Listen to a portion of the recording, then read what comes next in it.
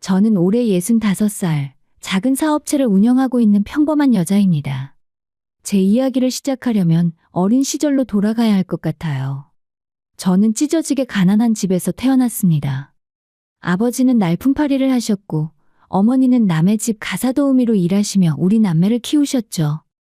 어렸을 때 제 꿈은 단 하나였어요. 깨끗한 교복을 입고 학교에 다니는 것입니다. 친구들이 하얀 블라우스에 깨끗한 네이비색 치마를 입고 가방을 메고 가는 모습이 그렇게 부러울 수가 없었습니다. 하지만 우리 집 형편은 새 교복이 버거웠어요. 사실 저는 물려받은 낡은 교복이 부끄러웠지만 어머니의 구부정한 등을 보면서 새 교복을 사달라는 말은 차마 할 수가 없었습니다. 그렇게 어려운 형편 때문에 학교를 그만둘 위기를 여러 번 넘겼고 겨우겨우 고등학교를 다니다가 결국 졸업을 하지 못하고 중퇴를 했고 바로 저는 집 근처 봉제 공장에 취직했습니다. 아침 7시부터 밤 9시까지 재봉틀 앞에 앉아 똑같은 동작을 반복했어요. 손가락에 반창고를 감고 허리가 끊어질 것 같아도 참았습니다. 월급날이면 봉투를 그대로 어머니께 드렸고 어머니는 그 돈으로 쌀을 사고 동생 학용품을 사셨죠. 그렇게 제 젊은 시절을 공장에서 일만 했습니다. 그러다가 25살에 지금의 남편을 만났어요. 선을 봤는데 남편은 차분하고 따뜻한 사람이었습니다. 그런데 학교는 어디까지 나오셨어요?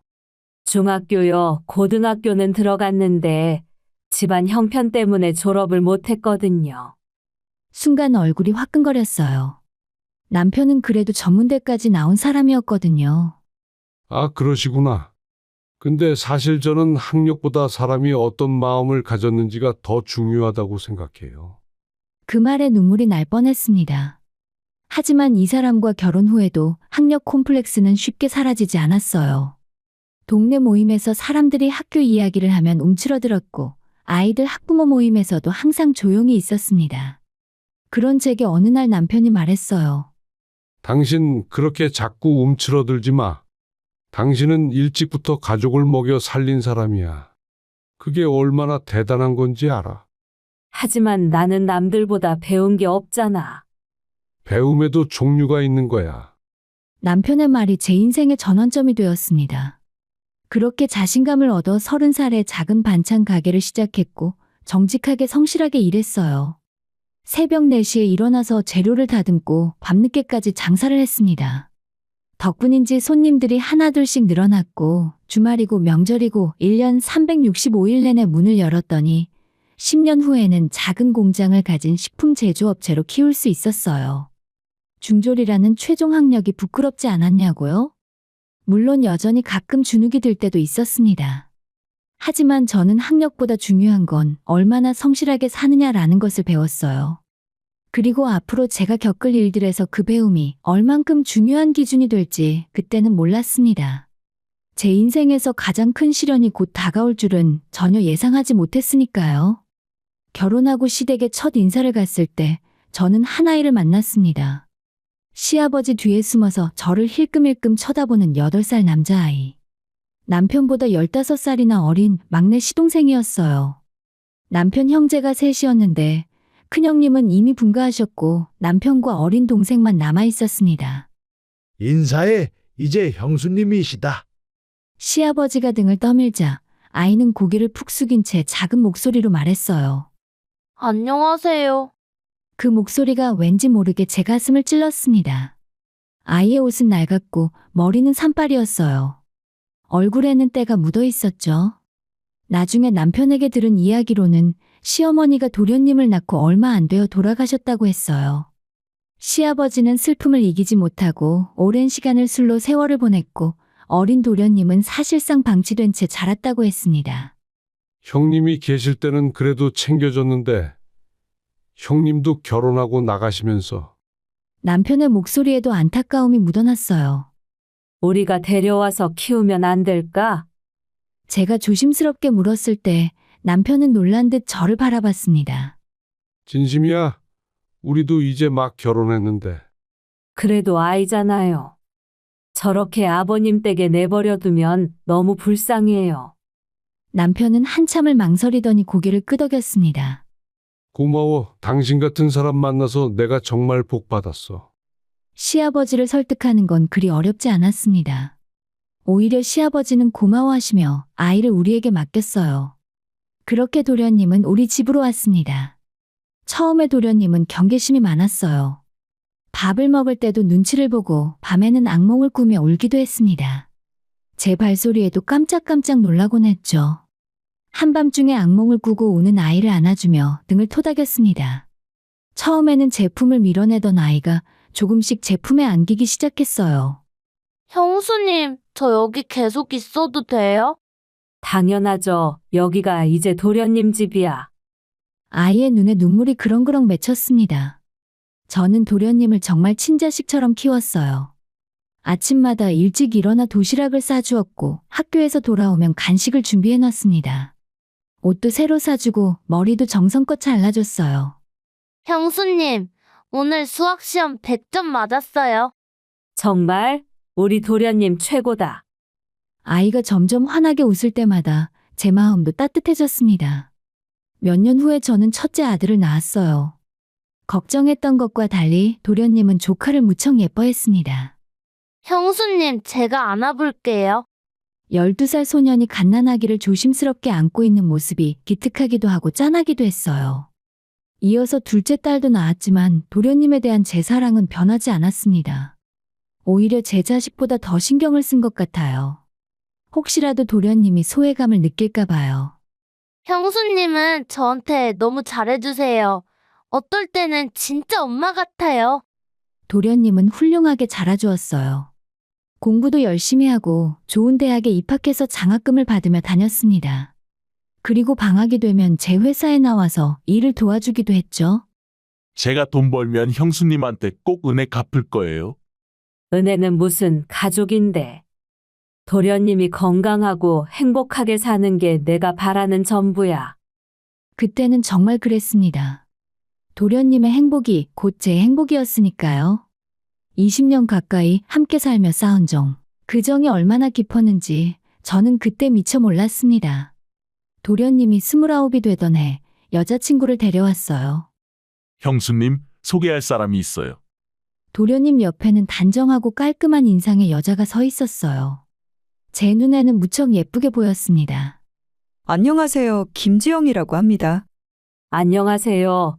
저희 도련님한테 이야기 많이 들었어요. 그날 저는 정성껏 음식을 준비했습니다. 도련님이 좋아하는 갈비찜에 잡채, 전 등등 새벽부터 일어나서 장을 보고 준비했어요. 식사 자리에서 지영 씨는 공손했고 예의도 발랐습니다. 도련님을 보는 눈빛도 따뜻해 보였어요. 저도 오빠한테 얘기 정말 많이 들었어요. 형수님이 어릴 때부터 엄마처럼 키워주셨다고요. 아이고 뭘요, 가족인데요. 정말 대단하세요. 요즘 세상에 그렇게 헌신적으로 시동생을 키우는 사람이 어디 있어요. 칭찬이었지만 왠지 모를 미묘한 느낌이 들었습니다. 하지만 그저 기분 탓이라고 생각했어요. 몇 달 후에 두 사람이 결혼하겠다고 했습니다. 저는 진심으로 기뻤어요. 도련님이 드디어 자신의 가정을 꾸리게 된 거니까요. 형수님, 결혼식 날 혼주 자리에 앉아주실 수 있으세요? 저한테 형수님이 어머니나 다름없거든요. 아이고 그게 무슨 말이야? 아버님도 계시는데. 아버지는 괜찮대요. 형수님이 절 키워주셨으니까요. 결국 저는 결혼식 날 신랑 측 어머니 자리에 앉았습니다. 도련님이 저를 올릴 때 눈물을 참을 수가 없었어요. 제 앞에서 절을 하는 청년이 한때 제 품에서 울던 8살 아이였는데 형수님, 그동안 정말 고마웠어요. 나도 고마웠어 도련님. 행복하게 살아. 결혼 후에도 저는 신혼부부를 자주 챙겼습니다. 일주일에 한두 번은 반찬을 만들어 보냈고 명절이면 선물도 준비했어요. 특히 어린 동서에게 잘하려고 노력했습니다. 괜히 시댁 식구라고 눈치 보일까봐 더 따뜻하게 대하려고 했죠.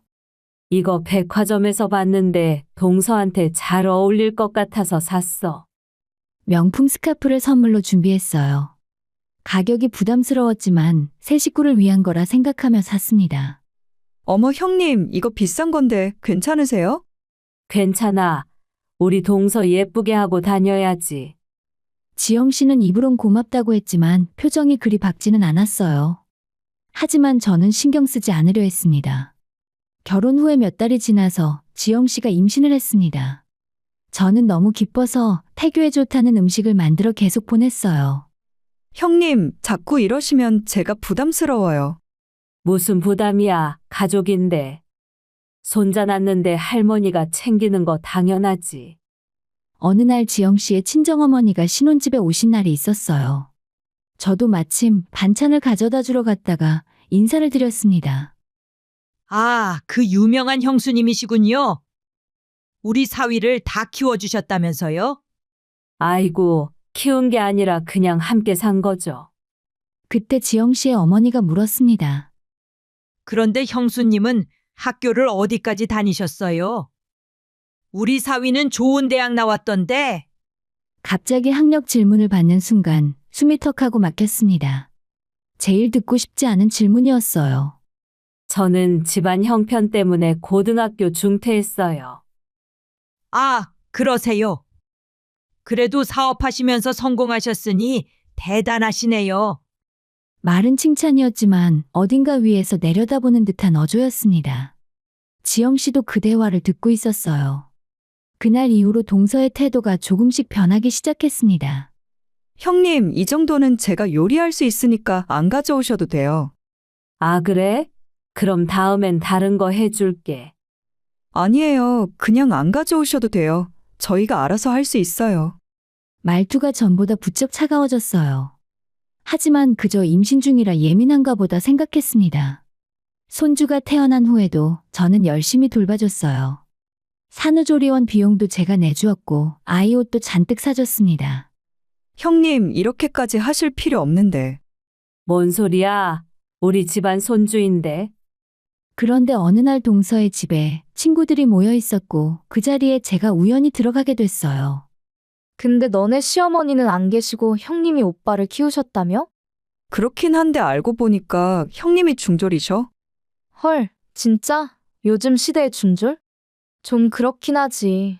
나중에 애들 교육시킬 때 창피할 것 같아. 저는 문 앞에서 그 대화를 듣고 말았습니다. 가슴이 철렁 내려앉았어요. 더 충격적인 건 그 다음이었습니다. 그래도 사업하니까 돈은 좀 있어서 괜찮지 않아? 그건 맞아. 근데 가끔 말하는 거 보면 좀 수준이 안 맞는 느낌? 그래도 남편을 키워준 은혜가 있으니까 내가 참고 잘해줘야지. 순간 눈앞이 캄캄해졌습니다. 20해를 넘게 키운 도련님의 아내가 저를 이렇게 생각하고 있었다니. 그날부터 저는 조금씩 거리를 두기 시작했습니다. 자주 연락하던 것도 줄이고 방문도 뜸해졌어요. 이상함을 느낀 도련님이 먼저 제게 전화를 했습니다. 형수님, 요즘 왜 안 오세요? 아기가 할머니 보고 싶대요. 아니, 요즘 일이 좀 바빠서. 혹시 저희가 잘못한 거 있어요? 아니야, 아무것도 없어.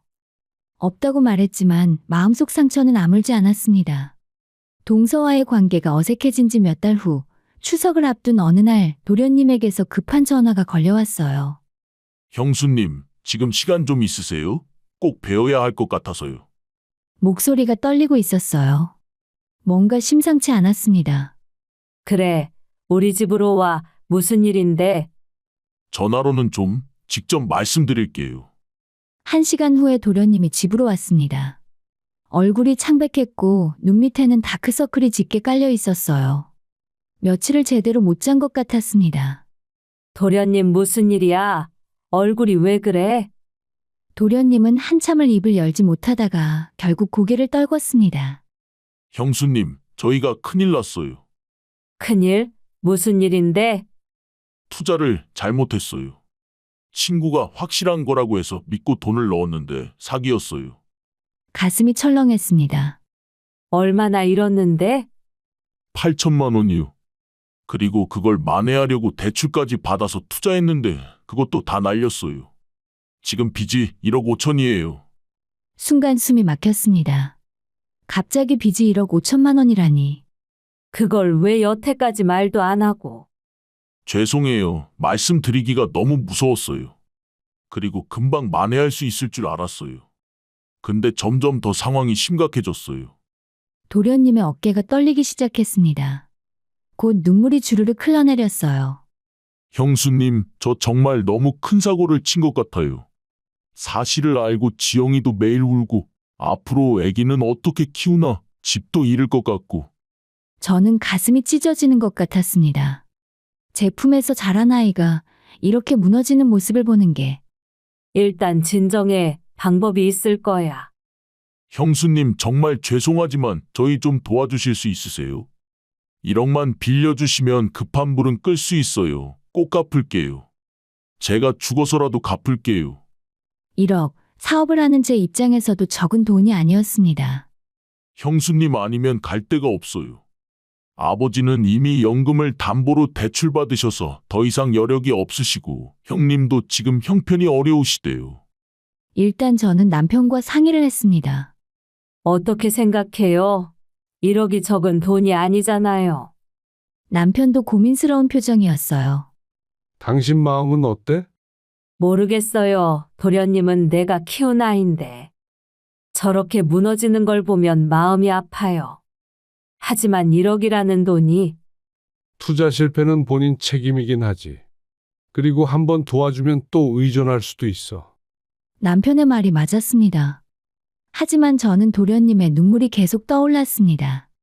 며칠을 고민한 끝에 저는 도련님을 다시 불렀습니다. 도련님, 내가 도와줄게. 형수님, 도련님이 제 손을 꽉 잡았습니다. 하지만 조건이 있어. 이건 빌려주는 거야.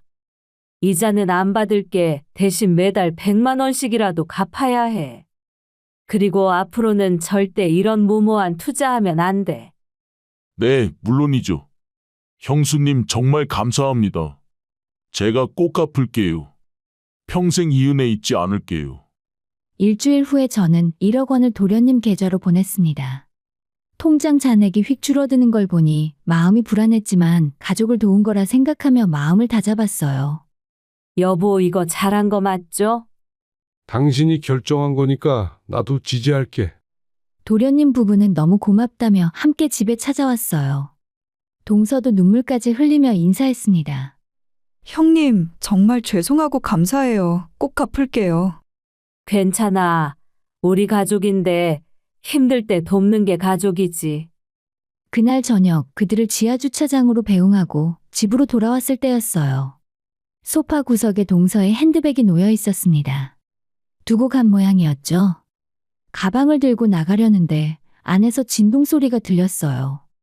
전화가 온 거였습니다. 가방을 들고 주차장으로 향하는데 그들의 차에서 목소리가 들렸습니다. 창문이 조금 열려 있었어요. 무심코 걸음을 멈췄을 때 제 귀를 의심할 만한 대화가 들렸습니다. 근데 진짜 신기하다. 1억을 그렇게 쉽게 주시다니?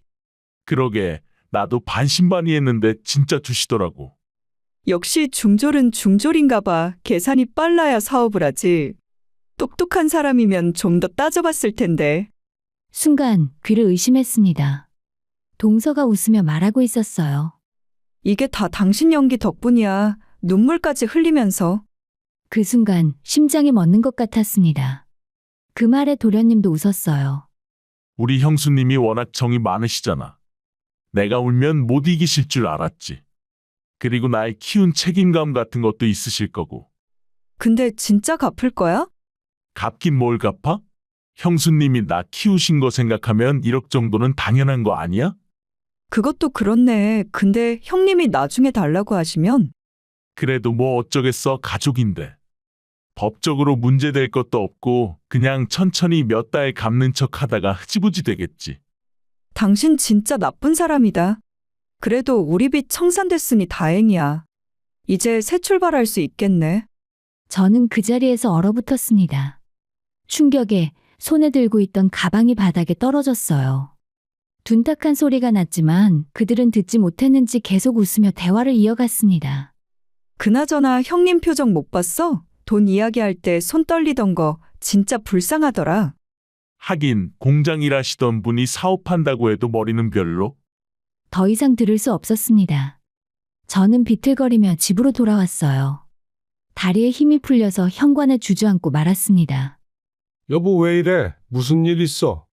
남편이 놀라서 달려왔지만 저는 아무 말도 할 수 없었어요. 그저 눈물만 주르륵 흘러내렸습니다. 자식처럼 키운 아이가, 친자식처럼 사랑한 그 아이가 저를 이용했다니? 아니, 처음부터 계획된 사기였다니. 중졸이라 멍청하다고, 계산이 빠르지 못하다고 그 말들이 머릿속에서 계속 맴돌았습니다. 대체 무슨 일이야? 왜 우는 거야? 저는 떨리는 목소리로 방금 들은 대화를 남편에게 전했습니다. 남편의 얼굴이 점점 굳어졌어요. 그리고 주먹을 불끈 쥐었습니다. 그 자식이 감히 여보, 나 어떡해? 내가 뭘 잘못한 거야? 당신은 잘못한 거 없어. 잘못한 건 저 배은망덕한 놈이야. 남편이 위로해줬지만 눈물은 멈추지 않았습니다. 그날 밤 저는 한숨도 자지 못했어요. 신뢰와 사랑 그리고 제가 믿었던 가족이라는 이름까지 모든 게 무너졌습니다. 그날 밤을 하얗게 지새우고 저는 결심했습니다. 더 이상 당하고만 있을 수 없다고. 그동안의 정이 아깝지만 이건 용서할 수 없는 배신이라고. 아침 일찍 남편과 마주 앉았습니다. 여보, 나 결정했어요. 뭘? 도련님과 인연 끊을 거예요. 그리고 내가 해준 것들 다 돌려받을 거예요. 남편은 잠시 망설이더니 고개를 끄덕였습니다. 그래, 당연히 그래야지. 내가 도와줄게. 저는 먼저 변호사 사무실을 찾아갔습니다. 젊은 여자 변호사가 제 이야기를 듣더니 진지한 표정으로 말했어요. 의뢰인님, 근데 증거가 있으신가요? 그 대화를 녹음하셨거나. 아니요, 그냥 제가 직접 들었어요. 그럼 증명이 어려울 수 있는데요. 하지만 다른 방법들이 있습니다. 일단 주신 돈의 성격을 정리해 봅시다. 변호사는 차근차근 설명했습니다. 1억 원은 차용증을 쓰셨나요? 아니요, 가족인데 그런 것까지는. 그럼 지금이라도 늦지 않았습니다. 문자나 통화로 차용 사실을 확인받으세요. 그리고 신혼집도 의뢰인께서 도와줬다고 하셨죠? 제가 결혼 선물로 전세금 5천만 원을 보태줬어요. 나머지는 도련님 부부가 대출받았고요. 계약서에 의뢰인님 이름이 들어가 있나요? 아니요, 도련님 명의예요. 그럼 그 돈을 증여가 아닌 빌려준 것으로 확인받아야 합니다. 증거를 확보하는 게 중요해요. 변호사와 2시간 넘게 상담하며 저는 차근차근 계획을 세웠습니다. 집으로 돌아와서 남편과 함께 지난 몇 년간의 송금 내역을 정리했어요. 도련님 부부에게 준 돈이 생각보다 많았습니다. 신혼집 전세금 5천만 원, 따로 결혼 축의금으로 500만 원, 산후조리원 비용 1,000만 원. 손주 태어났을 때 1년 동안 매달 100만 원씩, 그리고 이번 1억 원. 이거 다 합치면 1억 7천만 원이 좀 넘네요. 손이 떨렸습니다. 이렇게 따져놓으니 제가 그동안 도련님 부부에게 이렇게나 많은 돈을 쓴 줄 몰랐어요. 당장 전화해서 그 자식 보고 만나자고 해. 남편이 단호하게 말했습니다. 저는 떨리는 손으로 도련님에게 전화를 걸었어요. 형수님 웬일이세요? 목소리는 여전히 밝았습니다. 마치 아무 일도 없었던 것처럼. 도련님, 우리 얘기 좀 해야 할 것 같아. 지금 당장 올 수 있어? 지금요? 갑자기 왜요? 무슨 일 있으세요? 그냥 집으로 와. 정말 중요한 얘기야. 1시간 후에 도련님 부부가 왔습니다. 거실 소파에 마주 앉았을 때 그들의 표정은 편안해 보였어요. 아직도 자신들의 대화를 제가 들었다는 걸 모르는 거였습니다. 형수님 무슨 일이세요? 표정이 안 좋으신데. 저는 심호흡을 한번 하고 천천히 입을 열었습니다. 며칠 전에 주차장에서 동서 가방을 가져다 주려다가 두 사람이 차 안에서 나누던 대화를 다 들었어. 순간 그들의 얼굴이 새하얗게 변했습니다. 형수님 그게 중졸이라 멍청해서 돈을 쉽게 줬다고 했지? 눈물도 연기로 흘린 거라고? 제 말에 동서가 벌떡 일어섰습니다. 형님 그건 오해세요. 제가 그냥 농담으로 한 소린데. 농담? 동서는 농담으로 그런 말을 해? 형님 제발 설명 좀 할게요. 저희가 설명은 필요 없어. 저는 도련님을 똑바로 쳐다봤습니다. 나는 너를 20해가 넘는 시간 동안 내 자식처럼 키웠어. 네가 어떻게 컸는지 내가 다 알아. 아무도 돌봐주지 않을 때 내가 밥 먹이고 옷 입히고 아플 때는 병원에 데려갔지. 너 대학 다닐 때 학비 보태준 것도 취업 준비할 때 생활비 준 것도 다 나야. 아니, 형수님. 그런데 너는 나를 이용했어. 계획적으로. 내가 정이 많은 걸 알고 내가 중졸이라 계산이 빠르지 못할 거라 생각하고. 심지어 눈물까지 연기로 흘렸다며? 도련님이 고개를 떨궜습니다. 죄송해요. 형수님 정말 잘못했어요. 이제 와서 사과로 되는 게 아니야. 나는 오늘부로 너와 인연을 끊을 거야. 형수님 그러지 마세요, 제발. 그리고 내가 준 돈 다 돌려받을 거야. 1억 원은 당연하고 결혼할 때 전세금, 산후조리원 비용, 아이 태어나고 생활비 보태준 돈까지. 다 합치면 1억 7천만 원이 넘어. 일주일 안에 변제 계획서 가져와. 형님 그건 너무하세요. 저희한테 그런 돈이 어디 있어요? 동서가 소리쳤습니다. 없으면 만들어. 집을 내놓던 대출을 받든 나는 상관없어. 형님은 원래 이런 사람 아니잖아요. 정 많고 따뜻하신 분이었는데. 그 정을 너희가 짓밟았잖아. 남편이 차갑게 말했습니다. 그리고 앞으로 우리 집에 연락하지 마. 명절에도 오지 말고 아이들한테도 연락하지 마. 너는 오늘부로 우리 가족이 아니야. 형까지 이러실 거예요? 저 형수님이 키워주신 건 맞지만 그래도 저희가 형제잖아요. 형제, 그걸 아는 놈이 형수를 이렇게 배신해? 너는 내 동생 자격이 없어. 도련님이 무릎을 꿇었습니다. 형수님, 형님, 제발요. 제가 잘못했어요. 다시는 안 그럴게요. 한 번만 용서해 주세요. 예전 같았으면 그 모습의 마음이 약해졌을지도 모릅니다. 하지만 이제는 아니었어요. 안 돼. 나는 한 번 마음을 거둔 사람에게는 가차 없어. 할 말 다 했으니 이젠 내 집에서 나가줘. 형수님, 나가라고. 제 목소리가 떨렸습니다. 분노와 슬픔이 뒤섞여 있었어요. 결국 그들은 울면서 집을 나갔습니다. 문이 닫히자 저는 그 자리에 주저앉고 말았어요. 잘했어, 여보. 잘한 거야. 남편이 제 등을 쓰다듬어 줬지만 눈물이 멈추지 않았습니다. 그날 저녁 저는 첫째 아들과 딸을 불러 사실을 얘기했습니다. 엄마, 그게 진짜예요? 삼촌이 정말 그랬어요. 첫째 아들이 믿을 수 없다는 표정으로 물었어요. 엄마가 직접 들었어. 아, 진짜 삼촌이 미쳤나 봐. 엄마가 얼마나 잘해주셨는데. 딸아이도 분노했습니다. 엄마, 저도 삼촌이랑 안 만날래요. 이제 조카도 안 볼 거예요. 너무 화나요. 아이들의 지지가 큰 힘이 됐습니다. 며칠 후에 도련님에게서 문자가 왔습니다. 형수님, 집을 내놓겠습니다. 시간을 조금만 주세요. 하지만 저는 답장하지 않았어요. 변호사를 통해 모든 걸 처리하기로 했으니까요. 한 달 후에 변호사가 연락을 해왔습니다. 의뢰인님, 상대방이 1억 원은 바로 돌려주겠다고 합니다. 나머지는 분할로 갚겠다고 하는데요. 좋아요. 대신 변제 계획은 확실하게 계약서 받아주세요. 네, 계약서 작성하겠습니다. 그리고 만약 지급이 지연되면 법적 조치를 취할 수 있도록 조항을 넣겠습니다. 감사합니다. 결국 도련님 부부는 신혼집을 내놓고 이사를 갈 수밖에 없었고 1억 원을 제 계좌로 보냈어요. 돈이 들어온 날 저는 통장을 보며 복잡한 심경이었습니다. 돈은 돌려받았지만 지난 시간의 정은 돌려받을 수 없었으니까요. 여보, 괜찮아? 응, 괜찮아. 이제 정리된 것 같아. 하지만 가슴 한편은 여전히 텅 빈 것 같았습니다. 얼마 후에 시아버지에게서 전화가 왔습니다. 내가 막내를 잘못 가르쳤구나. 미안하다.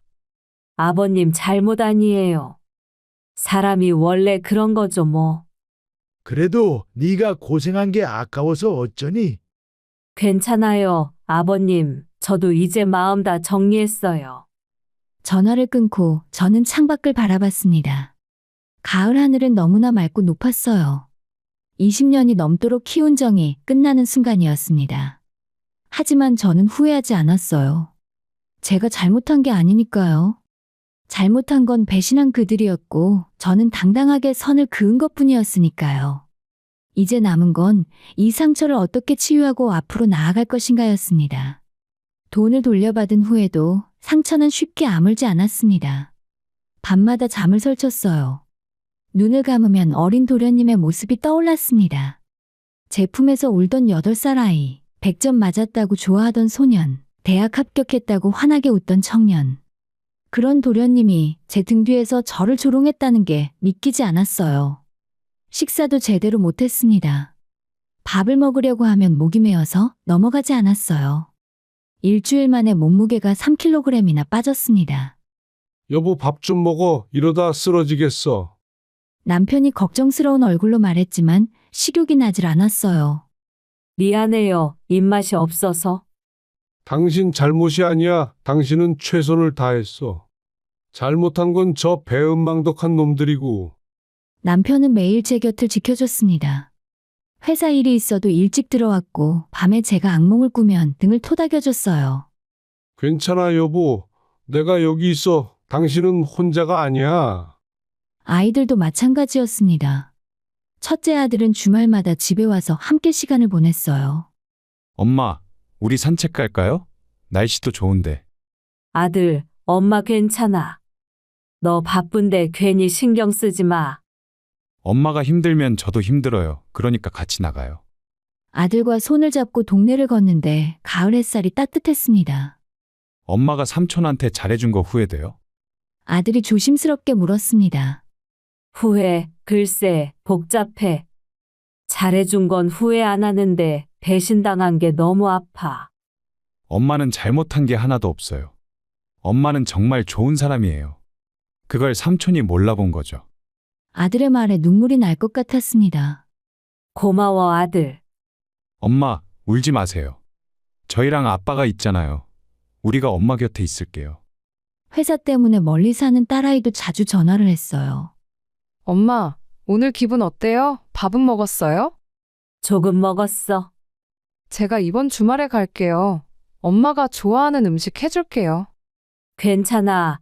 너도 바쁠 텐데. 엄마가 더 중요하지.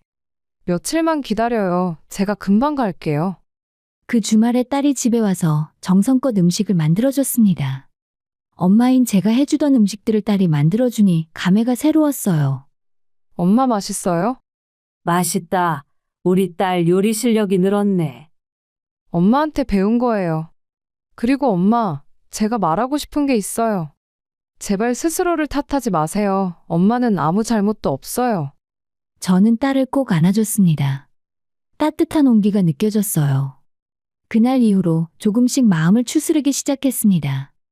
우리 딸이 말했던 것처럼 저는 잘못한 게 없었어요. 최선을 다해 사랑했고 진심으로 돌봤습니다. 그게 배신당했다고 해서 제 잘못이 되는 건 아니었어요. 그래도 열심히 일을 하니 마음이 조금씩 정리되는 것 같았어요. 새벽에 일어나서 재료를 다듬고 제품을 만들고 직원들과 이야기하는 일상이 저를 다시 일으켜 세웠습니다. 사장님, 이번에 대형 식자재 마트랑 계약 성사됐어요. 직원이 기쁜 소식을 전해줬을 때 오랜만에 환하게 웃을 수 있었어요. 정말 잘 됐다. 우리 다 같이 회식하자. 내가 소고기 살게. 일에 집중하면서 저는 깨달았습니다. 제 인생은 도련님 때문에 멈춰서는 안 된다는 걸요. 저에게는 여전히 사랑하는 가족이 있고 함께 일하는 동료들이 있고 제가 만든 회사가 있다는 것을 말입니다. 어느 날 저녁 가족들이 다 모여서 식사를 했습니다. 엄마, 요즘 표정이 많이 좋아지신 것 같아요. 딸이 웃으며 말했어요. 이제 좀 괜찮아진 것 같아. 당연하죠. 엄마는 강한 사람이에요. 아들도 거들었습니다. 여보, 당신 정말 잘 이겨냈어. 나도 대단하다고 생각해. 남편이 제 손을 꼭 잡아줬습니다. 너희들 덕분이야. 가족들이 없었으면 못 이겨냈을 거야. 엄마, 이제 더 이상 삼촌 생각 안 하시죠? 딸이 물었습니다. 글쎄, 가끔 생각나긴 해. 하지만 이제는 후회나 미련은 없어. 내가 할 수 있는 건 다 했으니까. 맞아요. 엄마는 최선을 다하셨어요. 그날 밤 저는 오랜만에 깊은 잠을 잤습니다. 악몽도 꾸지 않았어요. 몇 주 후에 도련님에게서 긴 문자가 왔습니다. 형수님, 정말 죄송합니다. 제가 돌이킬 수 없는 잘못을 저질렀습니다. 형수님의 은혜를 평생 잊지 않겠습니다. 언젠가 다시 용서를 구할 기회가 있기를 바랍니다. 저는 문자를 읽고 삭제했습니다. 답장도 하지 않았어요. 용서는 아직 할 수 없었고 굳이 답장할 필요도 느끼지 못했습니다. 이미 끝난 관계였으니까요. 남편이 물었습니다. 동생한테 연락 왔어? 왔는데 답장 안 했어. 잘했어. 당신이 원하지 않으면 굳이 답할 필요 없지. 이제 그 사람들한테 감정 소모하고 싶지 않아. 좋은 생각이야. 그날 이후로 도련님과 관련된 모든 것을 정리했습니다. 사진도 앨범에서 빼고 추억이 담긴 물건들도 정리했어요. 눈에 보이는 것을 정리하니 마음도 조금 더 가벼워졌습니다. 어느 날 오후 공장 사무실에서 혼자 차를 마시고 있는데 문득 깨달음이 왔어요. 제가 도련님을 키운 건 잘못이 아니었다는 것을요. 사랑하고 베푼 것도 잘못이 아니었다는 것을 말이에요. 잘못한 건 그 사랑을 이용하고 배신한 도련님이지 사랑을 준 제가 아니라는 것입니다. 그리고 무엇보다 중요한 건 학력이 아니라 사람의 됨됨이라는 것이에요. 저는 중졸이지만 정직하게 살았고 성실하게 일했고 진심으로 사랑했습니다.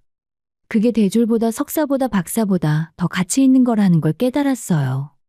그리고 1년이 지나 또다시 명절이 다가왔습니다. 예전에는 도련님 가족도 함께했지만 이번에는 우리 가족만의 시간이었어요. 이번 명절은 조용하겠네요. 아들이 말했습니다. 우리끼리 조용하게 보내자. 도련님 때문에 잃은 것도 많았지만 저에게는 여전히 소중한 것들이 남아 있었어요. 사랑하는 남편, 든든한 아이들, 제가 일군 사업, 그리고 무엇보다 제 자신에 대한 자존감. 저는 더 이상 중졸이라는 학력을 부끄러워하지 않기로 했습니다. 제가 살아온 인생 자체가 훌륭한 교육이었으니까요. 15살부터 일하며 배운 성실함, 어려운 시절을 이겨내며 배운 인내심, 도련님을 키우며 배운 사랑과 헌신. 그 모든 게 학교에서 배울 수 없는 소중한 것들이었습니다. 며칠 후에 공장에 새로운 직원이 들어왔어요. 젊은 여자였는데 면접 때 조심스럽게 말했습니다. 사장님, 저는 고등학교만 나왔어요. 그래도 괜찮을까요? 저는 그 여자의 눈을 보며 말했습니다. 학력은 중요하지 않아. 중요한 건 얼마나 성실하게 일하느냐, 얼마나 진심으로 임하느냐지. 나도 중학교밖에 안 나왔거든. 정말요? 사장님이요? 그러니까 자신감 가지고 열심히 해봐요. 그 여자의 얼굴이 환해졌습니다. 감사합니다, 사장님. 열심히 할게요. 그 모습을 보니 예전에 제가 떠올랐어요. 학력 때문에 주눅들었던 젊은 시절의 저의 모습 말입니다. 이제 저는 그런 사람들에게 용기를 줄 수 있는 사람이 되었습니다. 그것만으로도 제 인생은 의미가 있었어요. 저녁 무렵 남편과 함께 산책을 나갔습니다. 여보, 이제 정말 괜찮아? 이제 괜찮아. 사실 완전히 잊히진 않겠지. 하지만 더 이상 상처받지 않아. 그리고 후회도 안 해. 다행이다. 당신이 회복하는 모습 보니 나도 기뻐. 여보 고마워요. 당신이 없었으면 못 이겨냈을 거예요. 우린 부부잖아. 서로 의지하는 게 당연하지. 인생은 때로 배신과 상처로 가득하지만 그래도 계속 앞으로 나아가야 한다고 생각합니다. 넘어졌으면 다시 일어서면 된다고요. 그리고 진심으로 사랑하고 최선을 다한 것은 결코 헛되지 않습니다. 저는 이제 알았습니다. 사람의 가치는 학력으로 결정되지 않는다는 것을요. 진짜 중요한 건 어떻게 살아가느냐, 얼마나 진실하게 사랑하느냐 라는 것입니다. 그리고 저는 당당하게 말할 수 있었습니다. 저는 중졸이지만 성실하게 살았고 진심으로 사랑했고 당당하게 일어섰다고요. 그것으로 충분하다고 저는 생각해요.